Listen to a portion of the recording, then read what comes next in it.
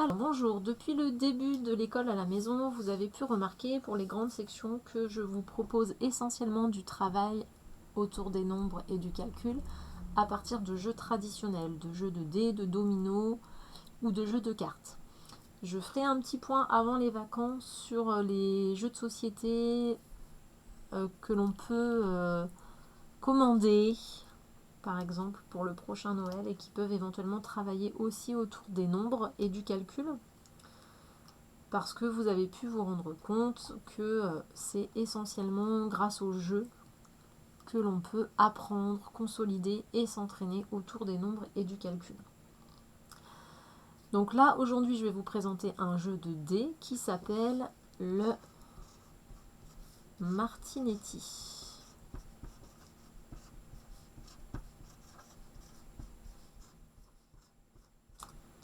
Alors, le Martinetti se joue avec 3 dés de 1 à 6. Si vous n'avez pas de dés, il existe des dés virtuels. Vous tapez dans un moteur de recherche des virtuels, des en ligne, et vous allez avoir des applications qui vous permettent de tirer au hasard des dés.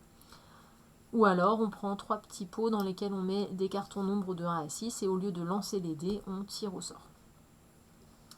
Donc, première étape du jeu, on fabrique la piste de jeu, donc soit sur une ardoise, une feuille de brouillon, ou alors on fait un joli plateau de jeu en faisant une activité peinture, gommette, crayon de couleur. Donc un plateau de jeu qui va avoir les nombres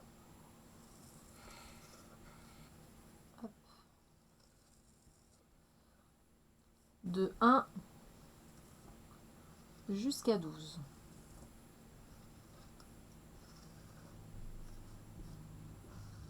Donc le premier travail, ça va être d'écrire la suite des nombres.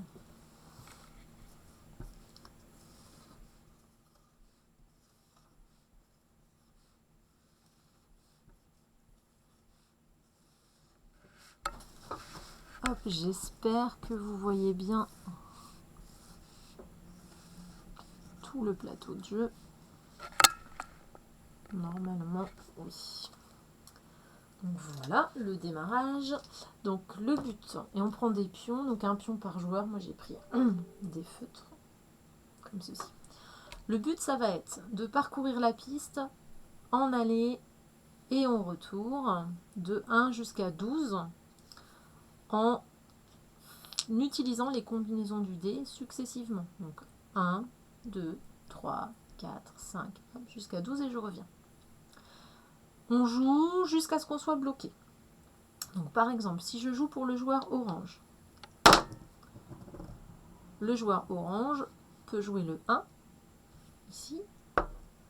Donc, il pose son pion ici. Si je n'ai pas de 1 à mon premier lancer, je ne peux pas démarrer.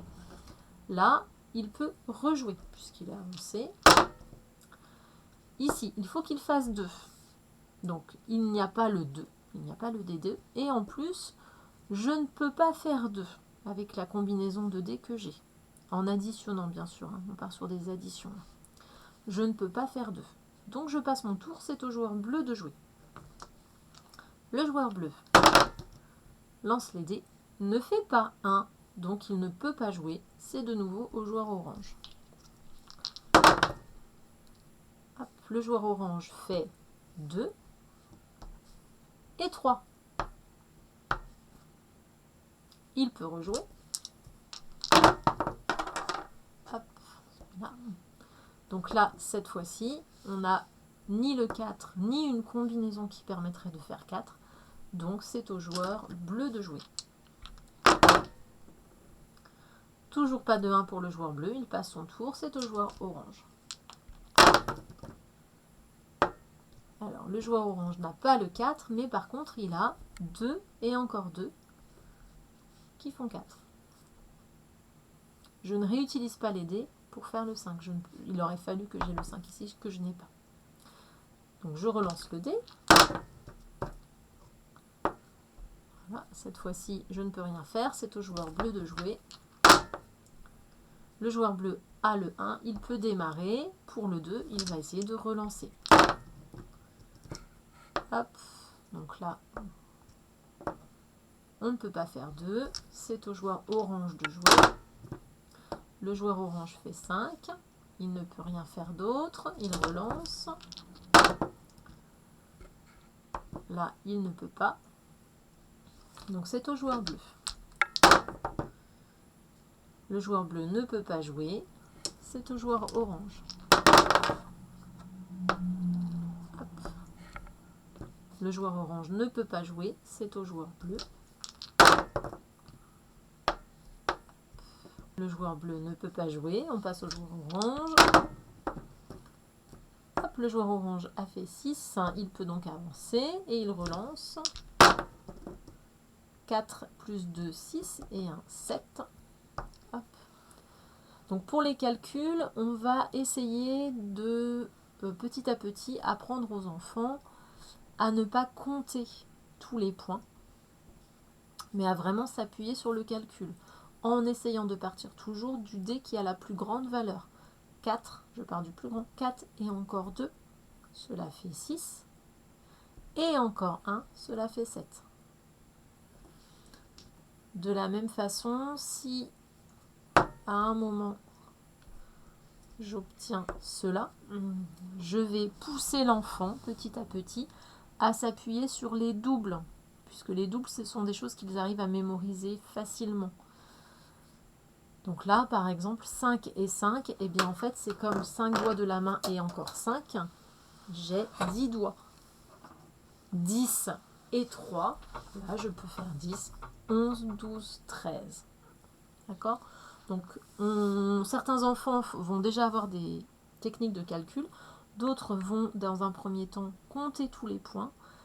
C'est à vous d'essayer petit à petit d'induire le calcul pour l'enfant. Voilà.